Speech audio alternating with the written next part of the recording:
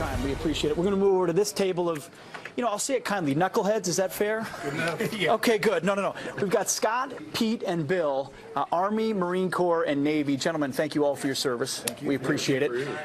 Scott, I'll start with you. Your take on the showdown over the border wall in Washington right now. I think it's ridiculous political posturing. I'd like to see Mr. Trump have a news conference showing the video clips of Chuck and the Clintons and Mr. Obama saying we need the wall.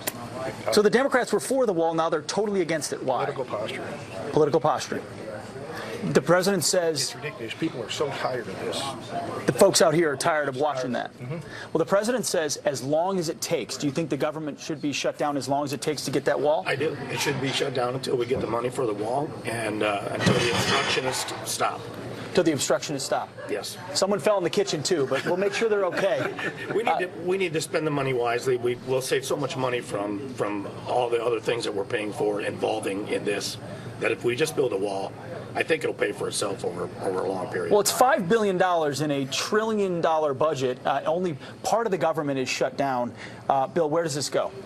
Well, the $5 billion is just an accounting error. It isn't about the money at all. It's just the negativism of the Democrats to allow Trump to continue and finish what he promised he would do and what he was voted on to do to become president. And he's trying to implement that agenda, and it's like they're just trying to hold him back. It's whatever they can do to make him fail, and they aren't going to get by with it because he's going to win. You think he'll win? You think the showdown? What does a win look like? Any one of you, a win in this scenario, in this shutdown, as it continues, what does the president need to get? He's getting public support, and from his base and the base that put him in, he continues to win that. If he backs off, he's going to tend to lose that base, and that's not good. So the base is with him in this fight. Scott, let me ask you, what does Nancy Pelosi, what do the Democrats stand for when it comes to border security these days? Obstruction.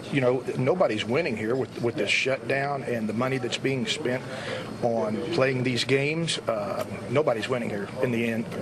Final thoughts, Pete. Democrats need to do what's right, and what's right is to secure our nation and do it today.